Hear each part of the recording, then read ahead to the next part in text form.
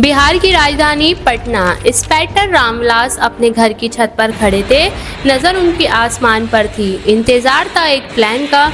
लंबे समय बाद उनकी बेटी पल्लवी घर लौट रही थी। सुबह के 7:30 बजे रामविलास को एक प्लेन जयप्रकाश नारायण एयरपोर्ट की तरफ आता दिखा भी।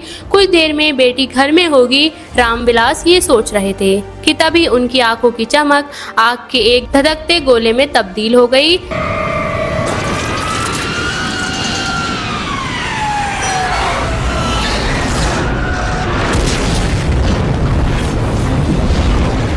स्वागत है आपका हमारे YouTube चैनल एक नॉलेज एयर पर, जिसमें कहानी एक प्लेन क्रैश की, जब 58 लोगों को लेकर चल रहा विमान पटना के बीचों बीच आ गिरा।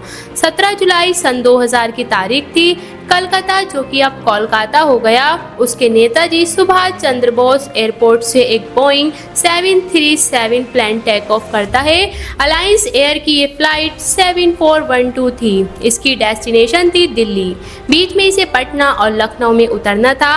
प्लेन के पायलट थे 31 साल के कैप्टन अरविंद सिंह बग्गा, जिनके पास 4085 घंटे उड़ान का एक्सपीरियंस था।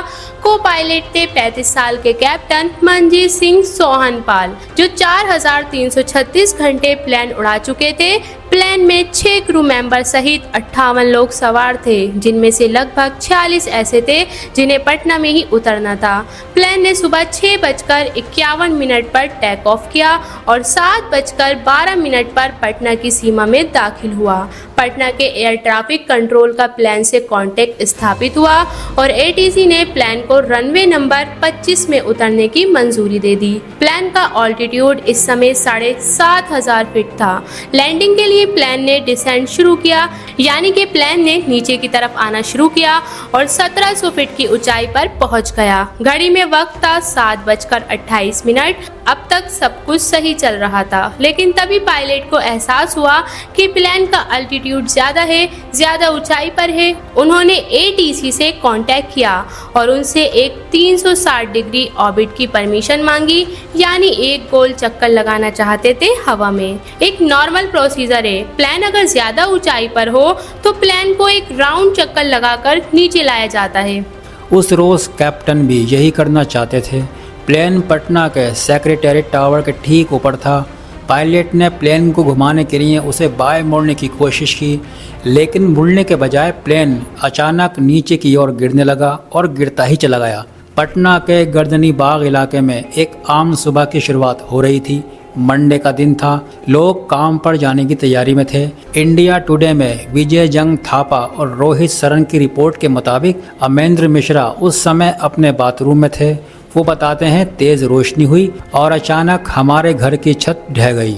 एयरपोर्ट पर लैंडिंग के लिए जा रही फ्लाइट 7412 गर्दनी बाग के एक सरकारी रिहायशी कॉलोनी में क्रैश कर गई। प्लेन पहले एक टेलीग्राफ पोल से टकराया, इसके बाद 4 पीपल के पेड़ों को तोड़ते हुए सीधा कुछ मकानों से जा भिड़ा। प्लेन में उस वक्त 2.5 टन फ्यूल था।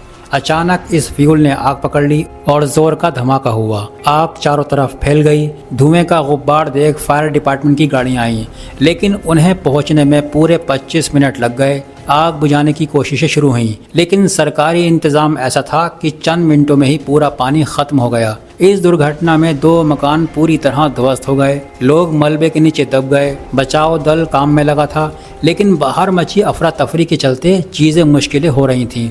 दरअसल जैसे ही प्लेन क्रैश हुआ, तमाश देखने के लिए तमाशबीनों की भीड़ लग गई। गर्दनी बाग की तंग गलियों के चलते वैसे ही दिक्कत हो रही थी। ऊपर से लोग एम्बुलेंस और फायर ब्रिगेड पर चढ़ गए और इसके नतीजे में राहत और बचाव प्रोसेस पूरी तरह ठप हो गया। आखिर में जब फौज के कुछ जवान आए, तब जाकर लोगों की भीड़ को वहां से हटाया जा सका। बड़ी मुश्किल से बचाव प्रोसेस पूरा हुआ। घायलों को अस्पताल पहुंचाने के बाद अब जांच की बारी थी।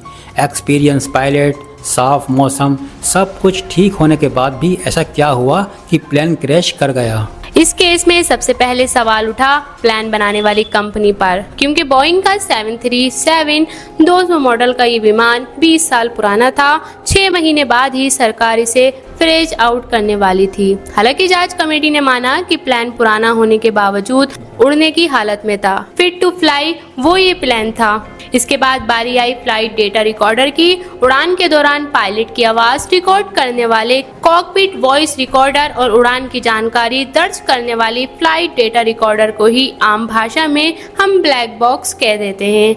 वैसे नारंगी रंग का होता है ये। फ्लाइट रिकॉर्डर में मौजूद डेटा के मुताबिक प्लेन क्रैश से पहले क्या हुआ। अब आप देखिए, प्लेन की कमान कैप्टन बग्गा के हाथ में थी, जबकि कैप्टन सोहनपाल रेडियो कम्युनिकेशन देख रहे थे। सुबह 7:32 प्लेन का ऑल्टीट्यूड 1280 फीट, एयरपोर्ट से दूरी 2.25 किलोमीटर, जबकि इतनी दूरी पर प्लेन को सिर्फ 600 फीट पर होना चाहिए था। ऐसी सिचुएशन में स्टैंड ऑपरेटिंग प्रोसीजर के मुताबिक पायलट को मिस्ड अप्रोच प्रोसीजर अपनाना चाहिए था। मिस अप्रोच प्रोसीजर यानी लैंडिंग का प्रेजेंट रूट कैंसिल कर प्लेन को दोबारा ऊंचाई पर ले जाना और लैंडिंग की एक और बार कोशिश करना। इसके उल्टे पायलट ने प्लेन को जिग जैग मोशन में उड़ाने की कोशिश कर दी। उन्होंने प्लेन को पहले बाएं मोड़ा, फिर दाएं मोड़ा और प्लेन की हाइट कम करने की कोशिश कर रहे थे और इसी बीच इंजन आइडल था, यानी वो थ्रस्ट पैदा नहीं कर रहा था और स्पीड कम होती जा रही थी। इस प्रॉब्लम को सॉल्व करने के लिए अंत में उन्होंने फैसला किया कि प्लेन को ऊपर उठाकर एक गोल चक्कर लगाएंगे और दोबारा लैंडिंग की कोशिश करेंगे। फाइनली उन्होंने रियलाइज किया कि अब मिस्ड अप्रोच के लिए जाएंगे, लेकिन इस कवायद में पायलट ने प्लेन को लैंडिंग गियर वापस खींचा, इंजन का थ्रस्ट भी बढ़ाया और प्लेन को ऊपर उठाने की कोशिश शुरू की, पिच अप किया। इसी बीच उन्होंने ये बात मिस कर दी कि प्लेन का स्टिक शेकर एक्टिवेट हो गया है। अब ये क्या है, ये जानने के लिए आपको एक और टर्म जानना पड़ेगा, स्टॉल। जब कोई प्लेन उड़ान पर होता है तो आम तौर पर दो तरह के प्रेशर उसे हवा में बनाकर रखते हैं। सिंपलिसिटी के लिए हम आपको बता रहे हैं, एक्चुअल फिजिक्स बहुत कॉम्प्लिकेटेड है, समझ की आसानी के लिए बता रहे हैं। पंखों के ऊपर हवा का प्रेशर कम होता है जो पंखों को ऊपर की ओर उठाता है, जबकि पंखों के नीचे हवा का प्रेशर ज़्यादा होता है और ये प्रेशर पंखों को ऊपर की ओर धकेलता रहता है। प्लेन जब हवा में सीधा रहता है तो एक तरह का संतुलन होता है। अब देखिए कि तब क्या होता है जब प्लेन ऊपर की ओर चढ़ने की कोशिश करता है।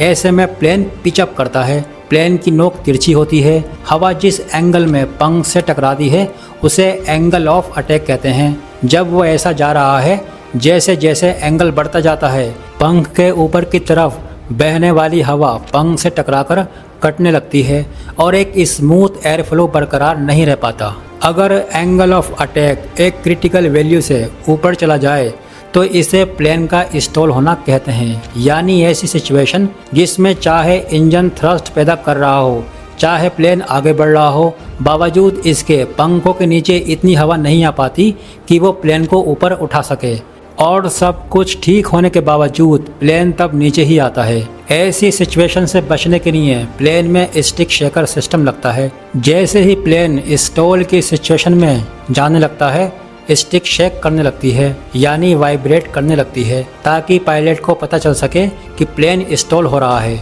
उस रोज भी फ्लाइट 7412 का स्टिक शेकर एक्टिवेट हुआ, लेकिन प्लेन को ऊपर उठाने की कोशिश में कैप्टन से एक गलती हो गई। प्लेन के पंखों में फ्लैप्स होते हैं, ये प्लेन को लिफ्ट देने में हेल्प करते हैं, एक तरह का कंट्रोल सरफेस है। उस रोज पायलट ने प्लेन की स्पीड बढ़ाने की कोशिश में फ्लैप 40 से 15 डिग्री पर ले आए। वो प्लेन का एंगल पहले से ज़्यादा था, फ्लैप कम होने के चलते लिफ्ट और कम हो गई, लिहाजा प्लेन आगे बढ़ने के बजाय और तेजी से नीचे आने लगा और जाकर जमीन से टकरा गया। इंडिया टुडे की रिपोर्ट के मुताबिक भारत रुंगटा फ्लाइट 7412 में चढ़ने वाले आखिरी शख्स थे। पेशे से चार्टर अकाउंटेंट रुंगटा प्लेन की विंडो सीट पर बैठे थे और क्रैश होने के पहले आखिरी 10 सेकंड के बारे में उन्होंने इंडिया टुडे को बताया था।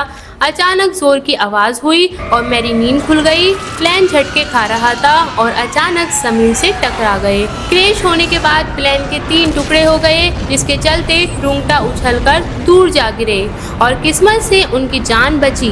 उनके अलावा सिर्फ 2 और लोग ऐसे थे जिनकी जान बच पाई। इस हादसे में प्लेन के अंदर बैठे 55 लोगों की मौत हुई। हादसे की जद में 5 और जिंदगी आई जो प्लेन क्रैश के वक्त जमीन पर मौजूद थे। लेकिन आपको वीडियो अच्छा लगा हो तो प्लीज़ हमारे चैनल को सब्सक्राइब करके ज़रूर जाएं। अगर आपको हमारी ये इन्फॉर्मेशन पसंद आई हो तो वीडियो को लाइक, शेयर एंड सब्सक्राइब करना ना भूलें। और ऐसे ही ज़बरदस्त इंटरेस्टिंग नॉलेज के लिए बने रहिए हमारे YouTube channel AK knowledge year पर। तब तक के लिए टेक केयर।